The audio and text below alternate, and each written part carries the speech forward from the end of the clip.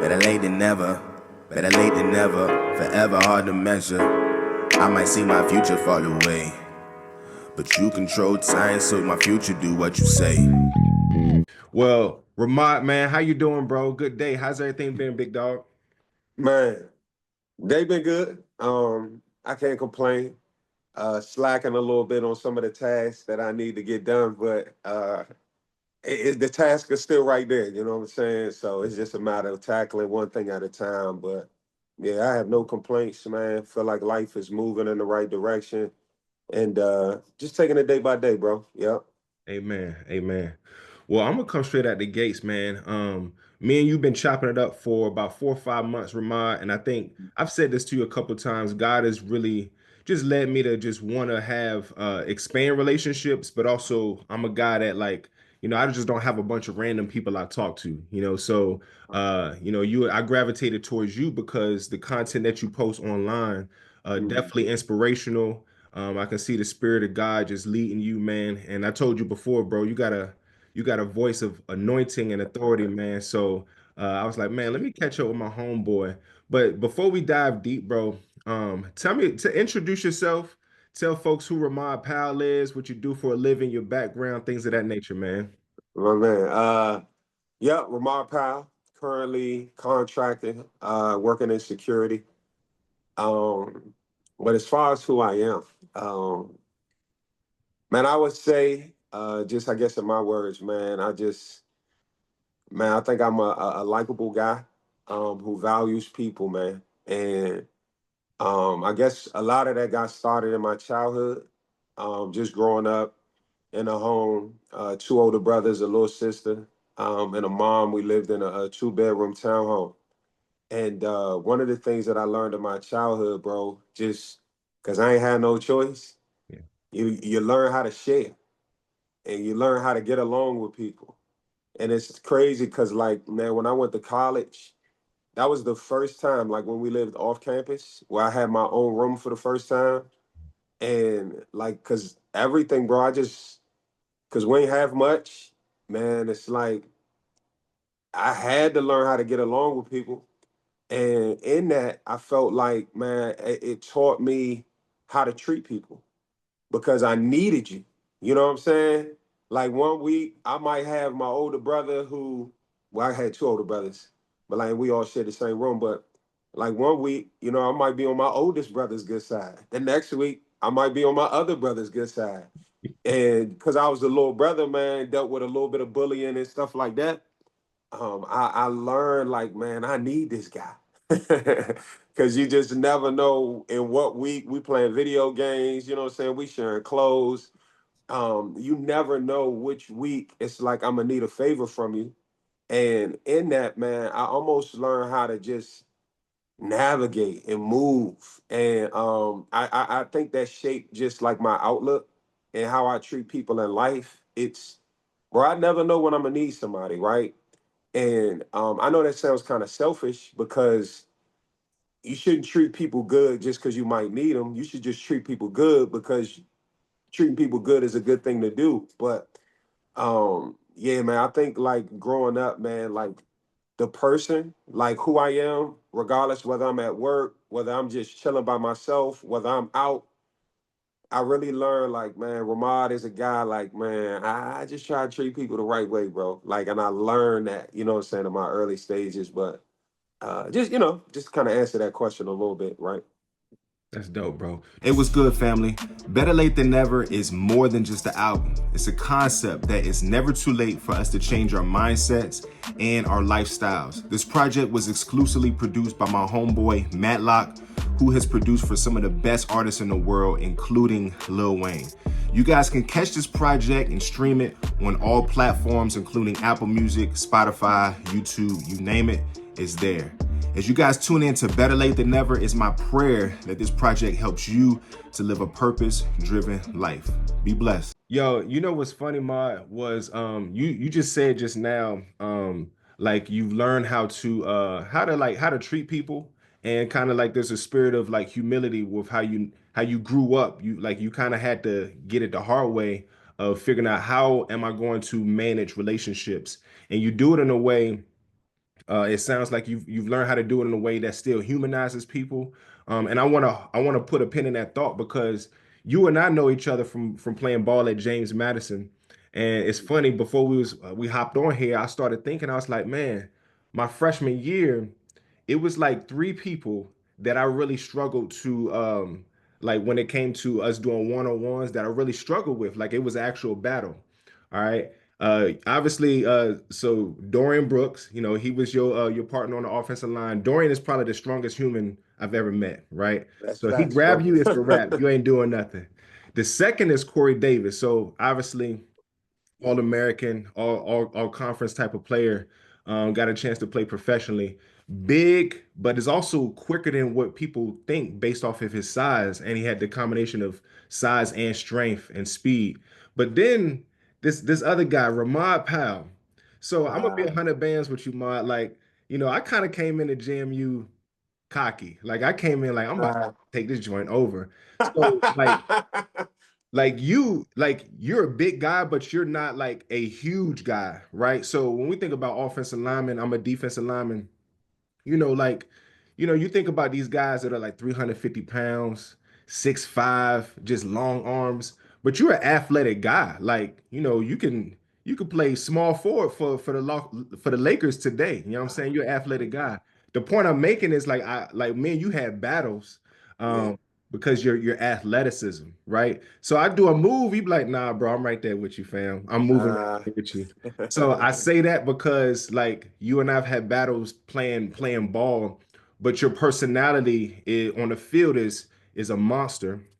But people don't know how much of a genuine, caring, compassionate human you are. And I just kind of wanted to connect those two. Tell me a little bit about like just that dichotomy, if you will, bro. Being a beast that you are, but also just a kind-hearted human being, man. man, my man, appreciate you, Q. Man, I'll be honest with you, Q. I struggled with that. Like, and I'm gonna be real, bro. Like, I shouldn't even be saying this, but because I care so much about people, bro, like there have been times where I literally would let up on people just because I wasn't trying to make them look bad. You know what I'm Wow. saying? And and I would look back on it like, and that hurt me. Like I remember it was a high school game actually, and we was playing against a rival school called Eleanor Roosevelt up here. Man, they've been great for years. And man, I remember I was driving this guy off the ball, bro, and it was just like I don't know, I don't know whether I was angry that game or something. You know what I'm saying? I just got tired of Roosevelt. They used to destroy us, bro. And I remember one of the coaches, man, cussing him out from the sideline. Why you letting this guy drive you so far off the ball, mother? Da, da, da, da, da, da, Yeah. da. Yeah. And I remember just like, man, I remember the guy like he dropped his head, like feeling bad, and I could tell even as we was going up against each other, like his confidence was shattered, like. Mm. And I do just enough to do my job, da, da, da, da, da, and then I ease up. Like, you know what I'm saying? I could have destroyed him, bro, but that lightheartedness, man, it's a strength at times. Oh, but it's a weakness, bro. It's Mm. a weakness. And so, man, yeah, as you were saying that, man, back at JMU, man, I remember like that was one of the things Coach Malone used to be pissed off with me about, man. I remember we used to be watching film. Look at you. Finish him. And I used to be like, "Oh, my bad, coach. I'm gonna step it up. You know what I'm saying? But man, I've okay. I'm learning now to put on that hat of what do you call it? Like almost like being dominant, Mm. being aggressive, being assertive. Because what I realized, especially in raising my son Solomon, Mhm. it's he got that in him too, bro. And Yeah. it pisses me off. I mean, like, what are you doing? It was good, family. God has called me to help people to align and maximize their calling with their purpose. And one of the ways that I do that is through writing. My first book is called Purpose Driven Work, which focuses on helping people to get unstuck in their dreams, callings, and their careers. My second book is Purpose Driven Coaching, which really focuses on helping educators, leaders, and workforce development professionals to use coaching to make an impact on individuals' lives. And then lastly, my most recent book is called On Purpose Leadership, which I wrote with my homeboy Vad Lee, which focuses on cultivating leadership for teams and organizations. You guys can purchase any one of my books on Amazon. Y'all be blessed out here, man. It's like I can see myself in him, man. He's a good kid, man. Like he would let people take advantage of him and all that. And I see how like that's not good for, a man's development. Yeah. To always be nice, always be kind. There Hmm. comes a point where you gotta show that other side of you. I'm gonna go in this direction with it. I even think about that when it concerns God, right? Mm. You know, God is love, and there's a lot of different expressions of love based upon what we've seen in our lifetime. Like you think about the love of a mother, and then you think about the love of a father, you think about the love of a best friend, et cetera, et cetera. There's a lot of people who can tell people that they love them, Yeah. but there is no love like the love of God, right? And I think that's another reason why there's this misunderstanding of his grace. Mm. Because it's like, oh no, he's gonna forgive you, but don't forget, he's gonna judge some people too, right? And there has to be some balance. Mhm. Because if you just all nice, if you just all kind, and there is no standard, people will feel like they could just get away with anything, bro. And again, right, I'm taking it in that direction, but in my years of development, I saw where that nice guy got taken advantage of. Yeah. Yeah. That nice guy, like people really used to kind of finesse me. And there's this saying, oh, don't take my kindness for weakness. Mhm. It's one thing to say that, Yeah. but it's a different thing, man, when you go about enforcing it. Like I got boundaries now, bro. But back in Hmm. those days, Q, Wow. it was, man, my heart used to always be like, I ain't trying to make you look bad. I ain't trying. Go Yeah. ahead. Yep. I want to go there, bro. So I love how you set that up. So my heart behind having this conversation with you, bro, and I don't know how much I told you behind the scenes. Like this is Yep. a bigger concept when I think about this idea of better late than never, man. Um, like I'm a career coach by trade, and I think God has called me. I believe God has called me just to help people to gain momentum. Use somebody to help clarify that. But my calling is helping people to align their calling with their purpose, but also to maximize it, right? To Mm, not only do the work that they're called to do, but to become competent and proficient at it, right? But I realized in that journey of us becoming the best version of ourselves, there's a lot of just systemic barriers, man, like mental blockages, past trauma, fear, yep. things that we haven't really identified, and patterns that we just keep going in the same cycle, bro. So I want to ground us in that thought because you took us there, man, where I love how you kind of went into ultimately the character of God. Like, God is a perfect being. He's uncreated. He is whole in himself. And you kind of talked about like just almost like this dichotomy or duality where, God has a complete justice and like um he has a wrath side to him, but there's just this gentleness and grace and lovingness that we can't fully measure. But we see both of these sides, and honestly, that is really characterizing God in a very simplistic way. We fully can't understand who God is as of right now. But you talked about it through the lens of your development, through trial and error, bro. So one of the ways I wanted to ground us in this convo was actually talking about failure and failure through the lens of like how has it shaped us, how has it helped us to grow, what are some learning opportunities that we still are trying to navigate. So I want to kind of take us to a season that we were similar, like we have very similar experiences with, and that's like our road to like college football, right? And I know Yep. there's a lot of other things that outside of football and our experience at JMU that have led us to be the men that we are. But I think for me, that was a hinge moment. And I'm gonna start us off with this idea. I was kicked off the football team, Yeah. and it was very embarrassing for me because like I just had so much expectations for myself, but also I felt the expectations from my coaches.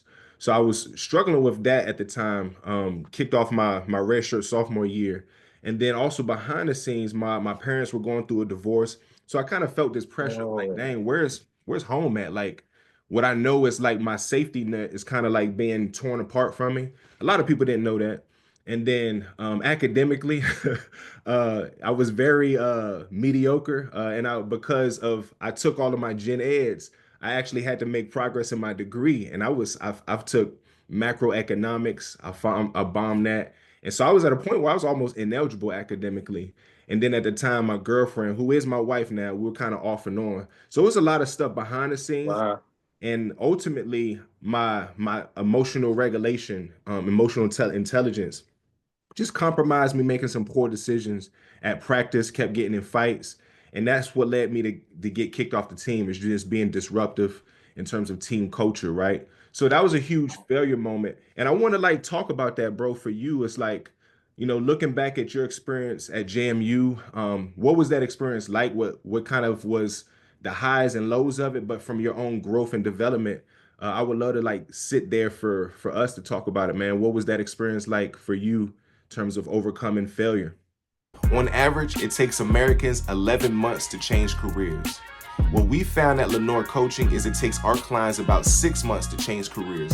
Even more so, the first 60 days is where we've seen our clients land interviews and job offers. It's not because we have a magic wand, it's just because we have a comprehensive and concise career transition program. The three biggest reasons that we've seen folks struggle to change careers is because they don't actually know what they want, they don't know how to articulate their value to an organization, or they don't have an effective job search strategy. I suggest you try our 60-day career change course. I guarantee you that you will produce results in the job search process. Be blessed. Oh boy. Dude, that is such a man, you brought me back, man, and the word you used, bro, just that embarrassment. Man, I'll never forget that day, man. It was summer workouts, and Mickey Matthews came out there. And, Mickey wasn't out there, man. That was Coach Durn's turf during the summer, man. While we out there doing agility drills, sprint, and running and conditioning and all that. And man, in front of the whole team, man, like I remember well, I guess that evening session. I can't remember what I was, the early morning or late session. He cussed me out in front of everybody, and he was like, "Come see me after the workout," right? And now, mind you, Q, I knew I wasn't the best student, but like in my mind, I'm like, I'm gonna do what I gotta do to be eligible. And I walked in that office, man. He showed me my transcript, and man, I just remember, like, bro, like, cowboy, it's just like my heart just sank into my chest, just knowing that it was over. Like, and it wasn't over. It wasn't over. He told me to go talk to some teachers. You know what I'm saying? But he's like, it ain't looking good. And he said, don't worry about coming no more workouts. You need to go get these grades. So now I remember hitting up some teachers, man, and I feel awkward because it's like most of them classes I was skipping. Yeah. So it's like I ain't had no relationship with the teachers. I'm sending emails, man, nobody getting back to me, man. And I remember sitting out that year and with the hopes of coming back eventually. But bro, embarrassment, bro. Like, and I was afraid too, because family, stuff like that. Oh man, we want to get some tickets to the game. You know what I mean? And I'm like lying to them, like, man, nah, I can't really get Yeah. y'all tickets, stuff like that, man. Um, and for a while, it was difficult for me to overcome that, because after a while, I just had to face it, man. Listen, guys, flunked out of school. I remember I told my brothers, I was just crying, man, crying like a little boy. And like you said, man, I had hopes. I had high hopes for myself. Yeah. Coaches had hopes for me. You know what I'm saying? I remember Coach Malone telling me, like, man, this was gonna be your year, man. You was gonna have a breakout year. It's talking to me like that. And I messed up, bro. And the hardest thing was just looking in the mirror, Mm. cause now blaming other stuff, blaming other people, teachers, man. Like for a while I used to be like, man, them teachers ain't helped me get a grade change. Like, and it's like, bruh, if you would have took care of business, you would have never needed a grade change, But yeah, Q, as you bring up that part of the journey, man, like, man, it was the most scary, painful place, man. Just sitting in that off-campus apartment, bro, depressed. Yeah. Um, even contemplating suicide, like, because I ain't gonna fake, bro. I know they say don't put all your eggs in one basket, Yeah, yeah. It was but in bro, there. Yeah, if it it, was there. and I'm gonna word it like this, right? If let's say I could have been an accountant, let's say I could have been a lawyer, let's say I could have been an engineer, let's say I could have been a business guy, and JMU I think had a very strong business program there. All them baskets was empty, bro. It was all football and nothing for me, dog. Like, Mhm. and I think about also how small minded I was back then Mm. too. Just limiting myself, like you brought up, Mhm. just mentally. All I saw, like the thing that we got praised for, Q, was being a Yeah, football player, bro. yeah, Walking around school with the jersey on, walking around campus with the JMU football attire, bro. That made me feel like I was special, bro. Like I ain't gonna fake.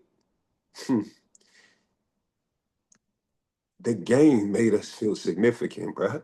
yeah, Like yeah, that joint, the yeah, game did something for me, dog.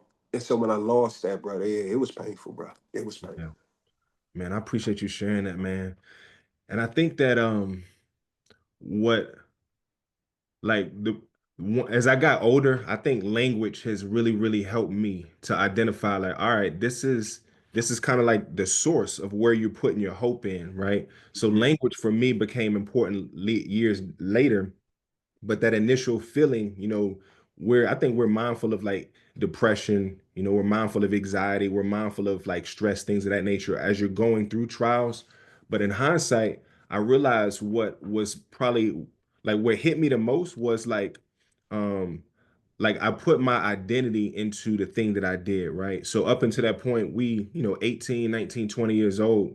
So I played ball. I guess like I started playing football in middle school and I wasn't great when I started, but through the years after playing sports, I've been known this is what people recognize me for, my family, my friends. So that was one part, like that part getting taken from you.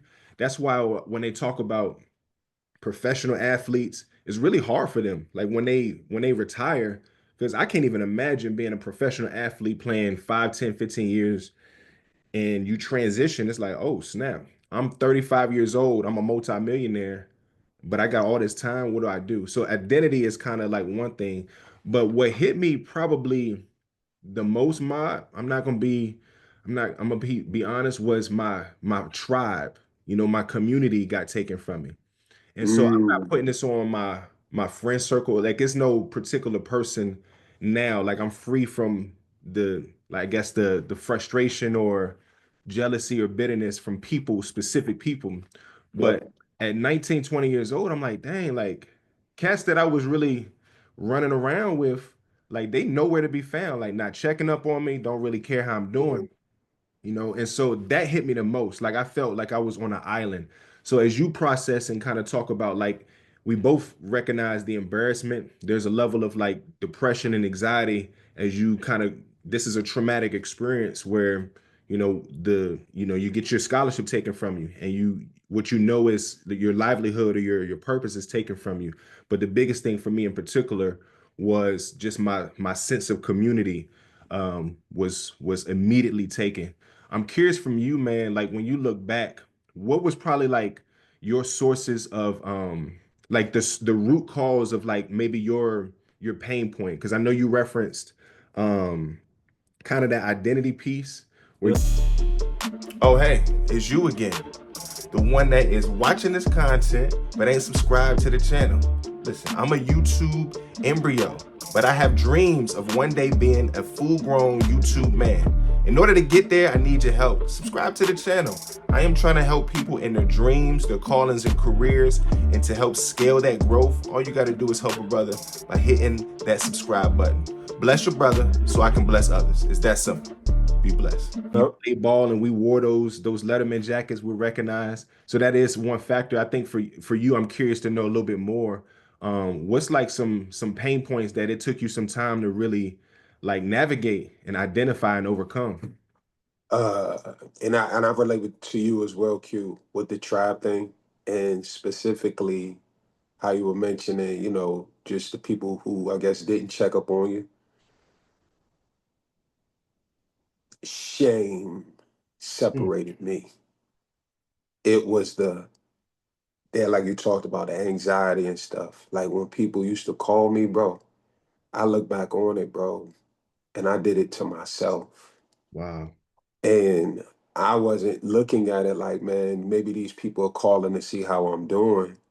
I was more so afraid of, I don't want to have that conversation with people, because I still was kind of confused. Like,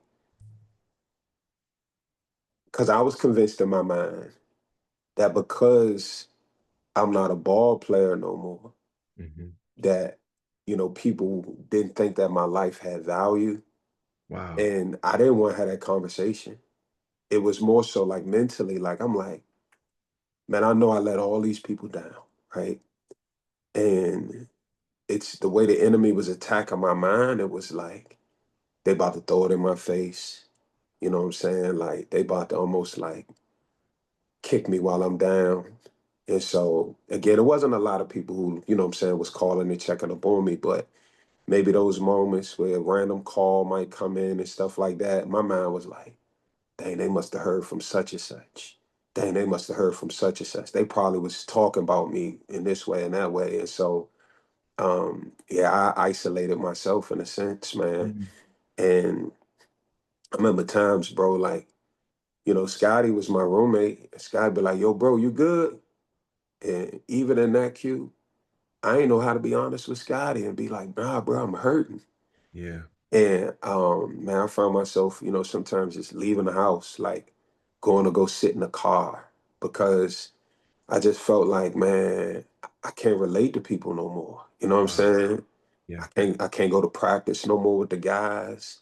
You know what I mean? Like even on campus, it's like I'm trying to go get something to eat. Like I'm low key ducking people. Like, dang, Mm. Mod the failure, bro. Mod the one that, Yeah. that was that shame, bro. Like that joint isolated me. So when again, if I look back on it, maybe people were trying to see how I was doing, but it was two things, Q. I'm Yeah. lying to them like, oh no, I'm straight. I'll be back, bro. I'll be back. I'm straight.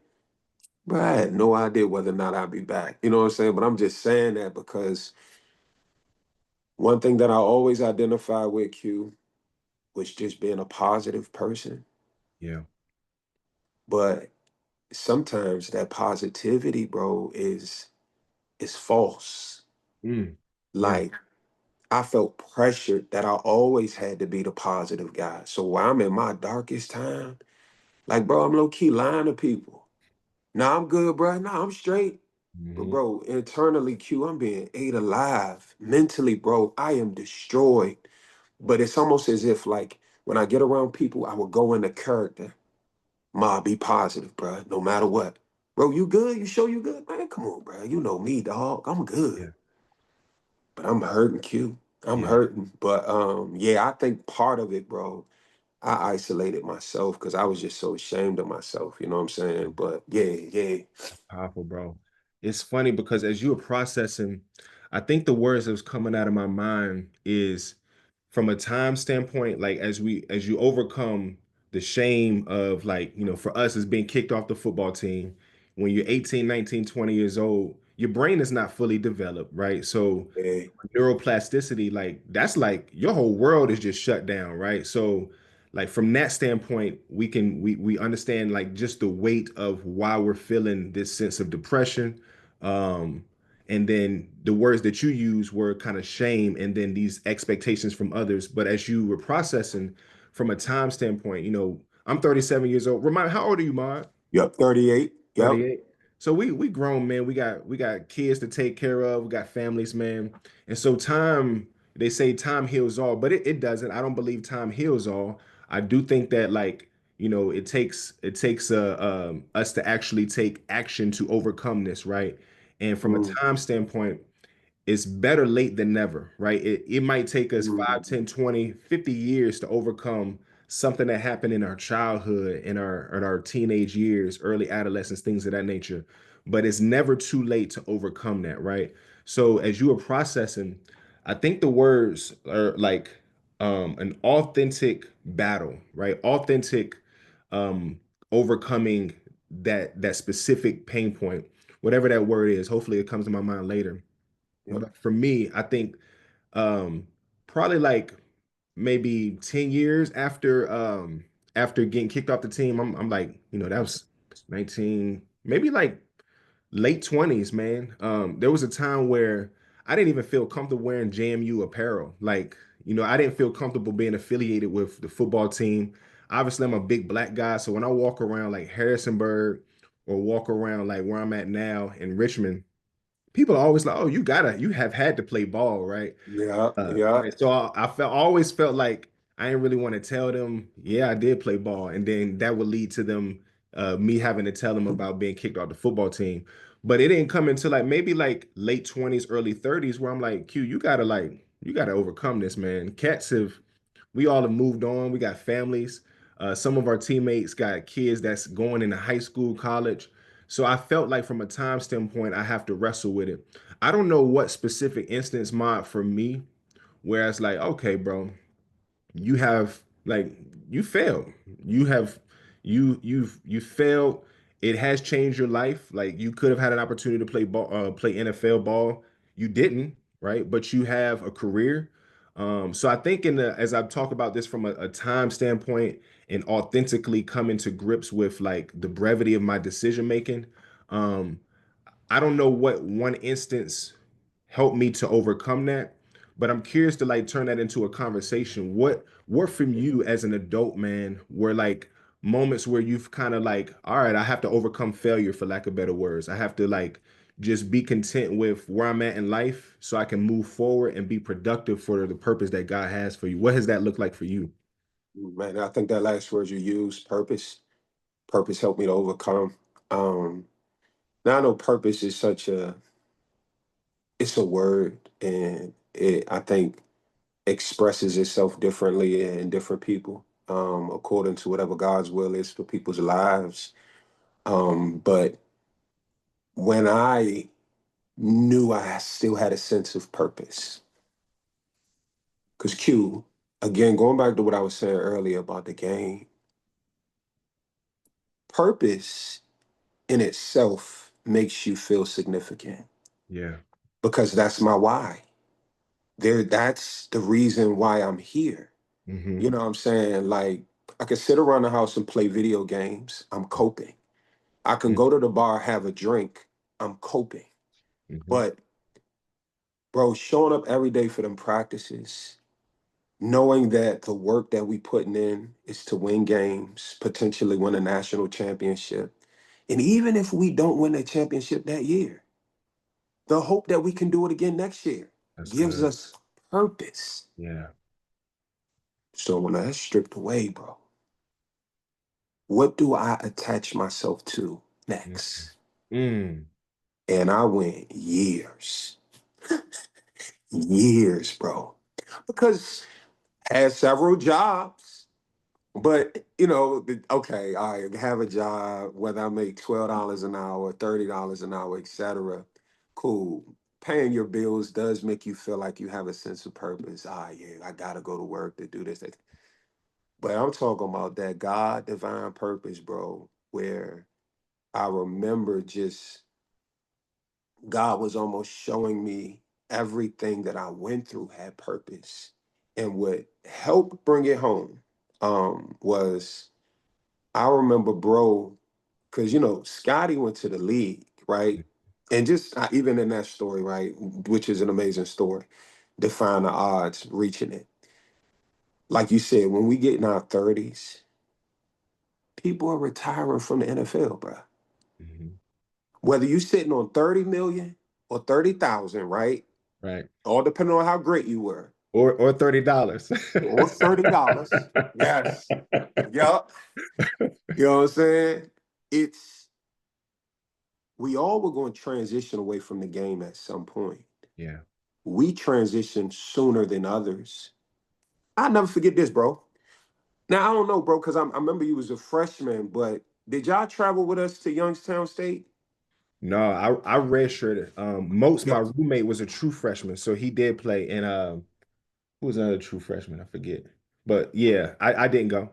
Charlie Newman, I think. Yeah, yep, Chuck did. Yep. That was okay.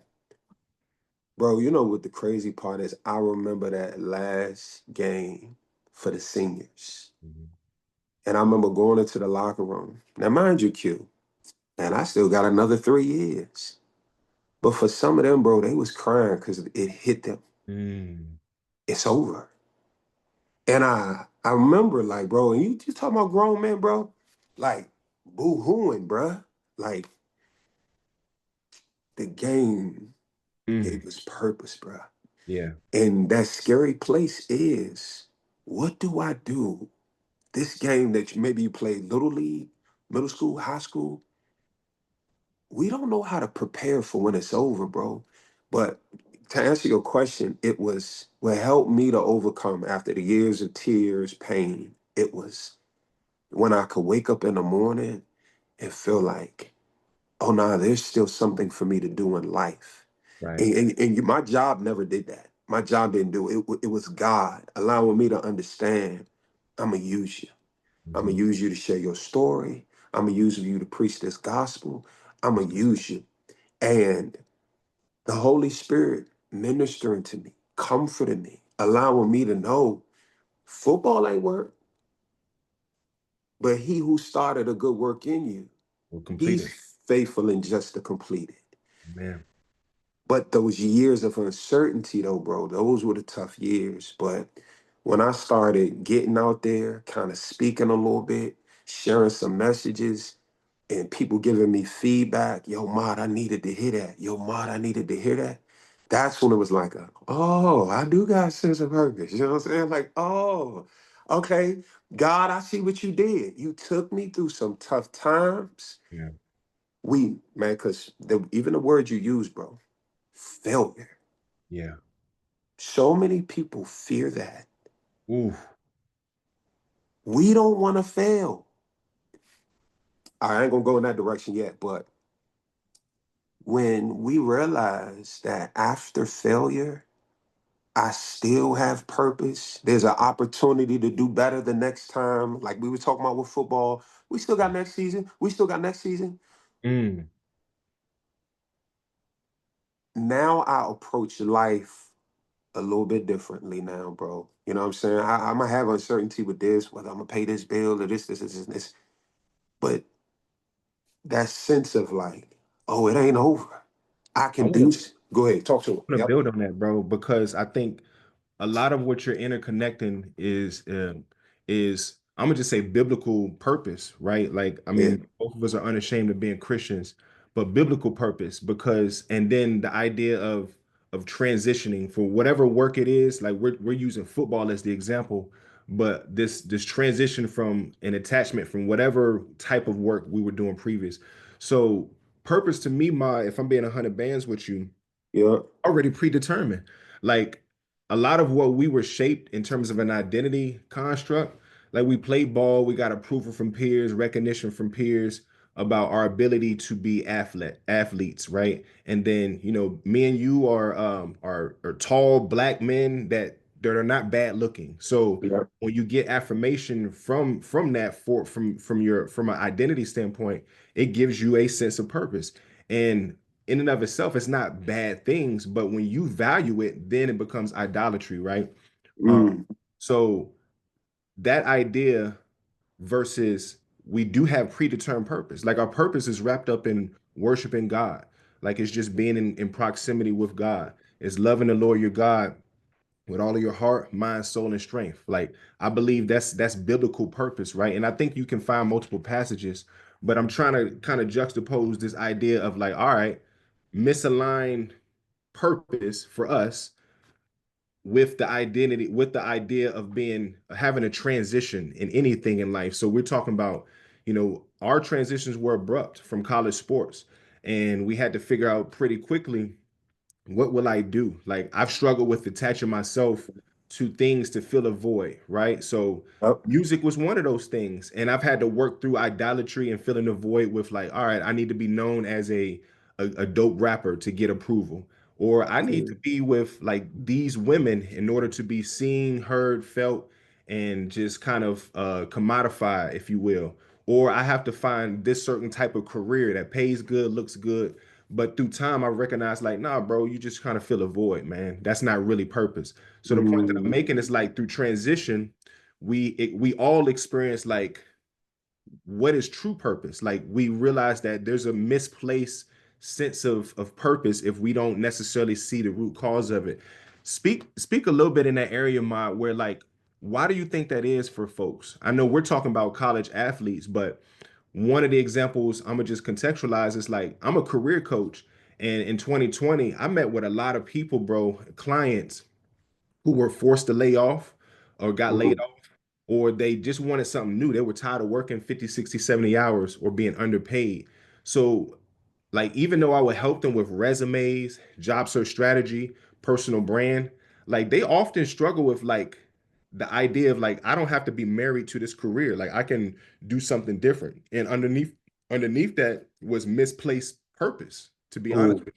So the first thing I would usually do is do a mission statement that's rooted in uh something that's deeper than just their work, if that makes sense. So I just want to contextualize that like it's not just a college athletes type of thing.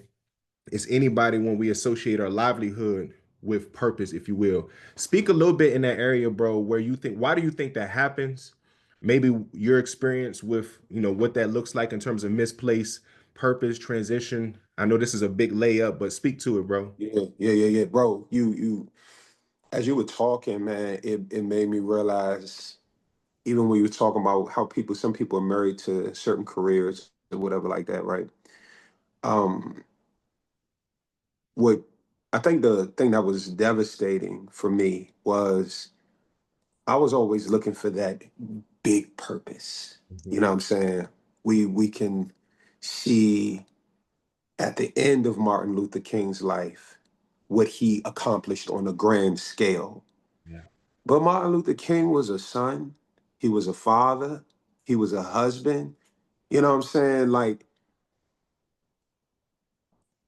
I think the tough part that I realize now in the middle of this conversation as it's coming to me is I was, like you said, you attach yourself to this to fill this void. I want to be a rapper. You know what I'm saying? And again, right, I think about our culture, right? Like, that was our examples of Mm, greatness. that's good. Mm. And exposure is the hidden gem that Oh, leads to us finding out our purpose. But Q, I want to use it not in a singular term, but a plural term. Fulfill a variety of different purposes. okay. You know what I'm saying? Hmm. And what helped, I guess,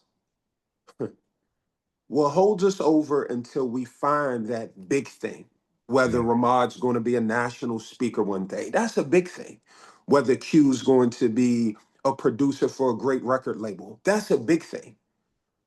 But on the day to day, until we get there, what's bringing you fulfillment? You know what I'm saying? What is that thing that gets you waking up? So again, I talk about all these different jobs that I've had: janitor, security, data analyst, these different positions. I'm slicing data analyst. It was more so like I'm just punching keys, you know what I'm saying, Right. into a system. But those things on a daily basis, it restored the thing that we were talking about earlier. It restored my sense of having a tribe because now I'm back in. That's not football, but I'm back on a team. Ramad plays a role Yeah. in the thing that used to bring me fulfillment when blocking and protecting my quarterback so he can get that pass off. You know, or that runner back that can hit the hole and Twan coming back to the huddle like, that's the way to go, line. You know what I'm saying? Right. Those moments when you feel like, I'm special, I'm significant. Um, those little jobs here and there, bro. It That's wasn't a big thing, bro. It wasn't a grand purpose of what my dreams are, but it gave me that thing that I think we all need, which is, I'm using a different word. It was the fulfillment of I did something that mattered. yeah. I Yeah. did something that mattered. Team, we got an objective this week. I need all everybody to do this, this, and this. Okay, sorry. Let me get this last little story, Q. I I used love to it. work. I used to work at this club called the Park, on Say it 14th. again. The par. The Park, Okay, the park. Okay. the Park. Tell us about the park. It's a man. It's one of the nicest lounges down here in the DC area. Okay, Um, sounds like okay. The guy named Mark Bonds runs it. He's also behind the brains behind this club called Love and Dream. Some of the top artists used to come there and perform stuff like that. So now I ain't gonna hold you, Q. You think about bouncer, you think about these swole guys got the t-shirt on, gonna move people out of there. The thing about the park, right? It's a bouncer job. But bro, we used to have to wear the suit and tie in there. Hmm. So it's elite. So our Hmm. presentation looks better. You know what I'm saying? We got the tailor-made suits. And the dude told me, he said, man, you want to go get that suit tailored the next time you come in here. It was a high-end place and they had high standards. So we walking in there. I remember it was a guy, man, he was, had a little bit too much to drink. He got in an argument. And I stepped in there, did my job, Q. I broke it up, diffused the situation. And I remember afterwards, one of the managers came over. He was like, man, I like the way you handled yourself right there, man. That's how we do things. We don't want to drag people out the club, make a good scene. As security, we want to diffuse the situation. This is a professional and high-end place.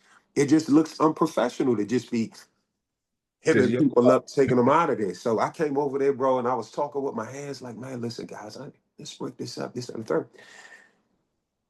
You know what happened after that, Q? I got promoted.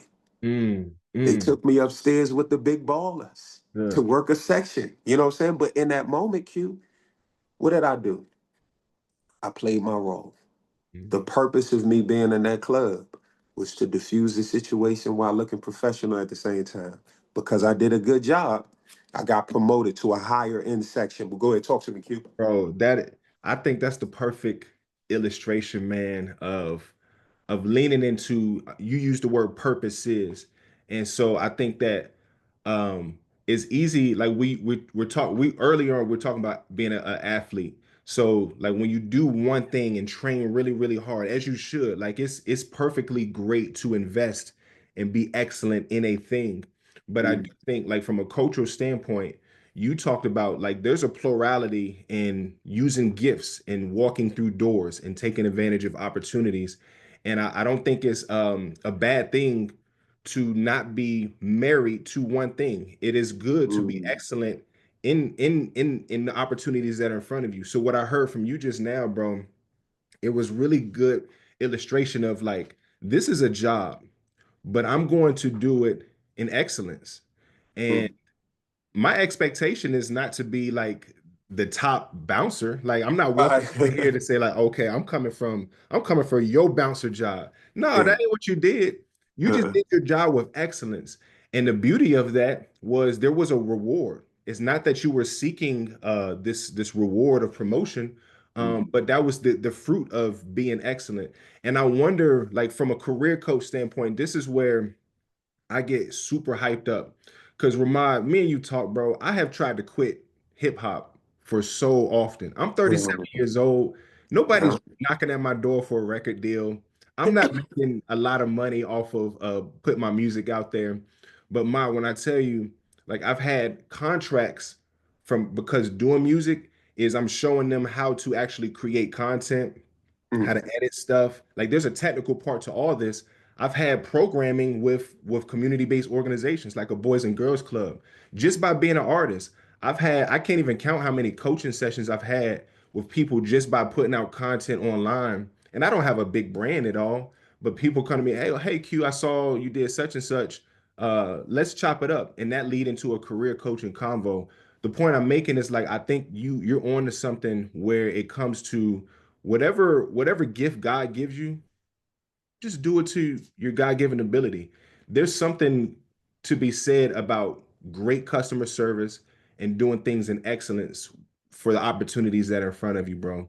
So I know we're almost at time, but I want to kind of land a plane with this, man. One, Mod, I said this to you earlier this week, bro, but like you are anointed, man, when it comes to being a voice of authority, like the physical sound of your voice, bro, um, is it has a voice of it disarms people, but it's also a voice of authority. Meaning, like when I hear you giving inspirational stuff online, I stop. Like if I'm driving, I turn that joint up. If I'm working out, I turn it up. If I'm around the house doing chores, I pause and I listen. So I just want to encourage you in that because I think God has given you a voice with substance to say, but there's Glory to more, God. bro. I think the world needs more of Rahmad Powell because it's not just a story. Like I see you walking on stages. I see you Man, having coaching programs.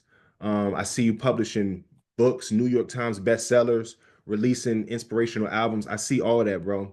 So as we land the plane, I would love for you to just tell us a little bit about like what's your like your dream job or where is God? What do you feel like God is calling you to, or where you hope to be when it comes to the future in terms of using your gifts and talents, man? oh wow, wow, man. Hmm. The dream job, bro, is to it's two things. It's the dream job and it's the dream life, Okay. right? I'm glad that certain doors didn't open up for me when I wanted them to, because I would have had a misunderstanding of purpose. Because I want to be on those stages. I want to be an influencer. You know what I'm saying? In the life word, the life world, the corporate world, wherever I could add value, I want to add it, bro, and I want to add it at a very high level. You know what I'm saying? But the purpose of it all, bro, when I think about it now, it's that connection with people. Mm, It's loving people. And I could get on those stages and Ramad Powell's name could be great and famous and I could probably make a lot of money. But bro, if Ramad is not available to the people, and I want to get on my private jet and get out of here as soon as possible. yeah, I missed it yeah, because it's not in the great presentation. It's in who you are as a person. Because even right now, as me and you were talking, like I didn't know I was going to be an inspirational guy. My inspiration got started on phone calls with people who were going through tough times. And out of my spirit was encouragement. Out of my spirit were illustrations. Out of my spirit came life lessons. mhm, And that turned into, yo, bro, you need to get on Instagram and make some reels. You know what I'm saying? And then that turned into, yo, Ma, I see you doing this on a bigger level. You know what I'm saying? On the stages, but it started, bro, in just the one-on-ones. mm, The one-on-ones. But I not to be long-winded about that though, Q, but yeah, the dream job, bro, is to connect it to the dream lifestyle. I don't want to have to do a job that can't give me that. And I don't want to be so, because of my bills and my lifestyle, I don't want to be so married to, I got to work overtime to pay my bills that I can't be free to do stuff like this all day long, all day yeah, long. Like, so the dream job is to get on that stage for 30 minutes and make enough money so that when I get off stage, I'm not stressed about my bills.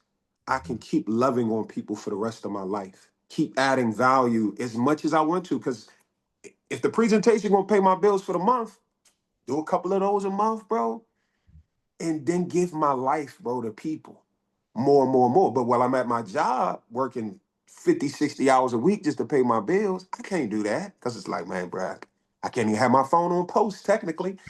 People get fired for that. But anyway, just to mm, kind of answer that question, Q, that's what my thoughts are, man. I want it all, bro, at this stage, unapologetically and mm. humbly as I can be, because I love that, bro. I think it's beauty in God's like we talked about failure and fear at the heart of this conversation, but it's something about through through failure simultaneously we experience God's love and his grace and perhaps his mercy when we really can't fully understand it at that time. And because of that, we have a testimony, man. And so as I hear you process, bro, um, I hear like an authentic desire to connect and to serve people, man. And I don't know, I know I empathize, but in the words that you say, it's like I don't know if I would have been mature enough, if I would have got all of the blessings earlier without that same failure because it came through humility and trial, man. So I really appreciate you sharing that. I lied. One more question, Yeah, bro. because this has been a dope convo that really ties into this better late than never theme that I have. Um, your future book, man. Behind the scenes, we have an album that we're working on. Um, but Rahmad Powell, bro, like you have a future New York Times bestseller. What's the name of your book? Who is it for? Who and yeah, what's the name of your book? What's it about? Who is it for? Well, to be honest with you, my good brother, I'm tempted to hijack what you just said. Better late than never. But wow, that's a good question. Um, but I guess similar to that thought, it is um similar. I guess it would be aligned with what I feel like my life has been over this 38-year journey, but more so this past 18-year journey after I lost my sense of purpose when I couldn't play the game. It would be something along the lines of never stop searching for your purpose. It's something along those lines. There's gonna be a play on words, but I think that was my heart after football. It was, bro, I never stopped searching for that next thing. And even now, 18 years later, like you, like, bruh, I know I'm gonna be a speaker, but I ain't on no big stages yet, bruh. You know what I'm saying? I feel connected to it. Like in my mind, I envision it. In my spirit, I feel like I have possession of it. But you know this as a career coach, bro. Think about this is another thing that I learned on the journey. Because I didn't graduate college, Q. And that was another little cloud over my head, feeling like, dang, I ain't even go get a degree, at least get a degree. I know people who got bachelors. I know people who got masters. I know people who have a doctorate. I know people who got a bachelor's, got in a career space that they thought they wanted to be in. They hate it. Mhm, mhm, But they're so married to it because they feel stuck. I can't become anybody else. Yes, you can. And what we were just talking about, even in this conversation, Q, that's the one thing about not having a degree. I almost felt like, bro, I never had an identity. So when I'm out here networking, oh yeah, I'll take a new job. Oh, is it paying more? Yep, I'll take that. What do I got to do? I'll go here. Oh, something paying more than what I got right now? Oh, I'll go here. Because like I was always still hungry for more. I wanted to figure out what that next thing is. So again, right, New York Times bestseller. Should the Lord bless it like that? It would be something along the lines of keep searching. It don't matter how old you are, don't matter how late you are in the journey, you can redefine yourself right now. You can become a new creature right now. You can have a new career right now. You can go after new opportunities right now. You're not stuck. mhm. Mentally, you might think you're stuck, but that's not reality. Right in front of all of us, bro, is so many opportunities. Going back to what we talked about earlier, and I'm gonna close it with this. I even believe the same approach that I had towards college about the football, putting all my eggs in one basket. I think people who got bachelor's, master's, doctorates, and are in stable careers, they put all their eggs in one basket. And here's the thing, Q, I'm not saying empty the basket. Yeah. Take a few of those eggs and just invest into a new basket Hmm. and see what can happen if you educate yourself on being an investor, if you educate yourself on being a podcaster, if you educate yourself on being whatever that thing is, like go inside of your heart. You have desires in there. You might not have been taking time to really go in there, but it's more in there. And that would be like my message to people, wherever they are, whether you're 30, 40, 50, you ain't stuck. Mhm. something is in here that God put there, but we got to do our work and tap into it.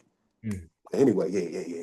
Bro, that's it. Look, I wish I had a mic to drop. That joint is Nah. that's it. Man, bro, I really appreciate you, man. I love you as a brother. Like, I haven't told you this. Like, you're the fourth person I've interviewed with this better late than never thing.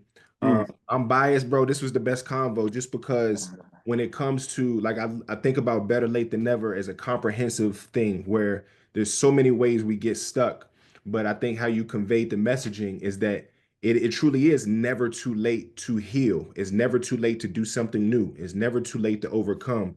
And I love that, bro. Your New York Times bestseller, it might be two names. You said keep searching, or it's never too late for you to get your purpose, or it's never stop searching for your purpose, right? So I love that, bro. I'm gonna be the first person to order it.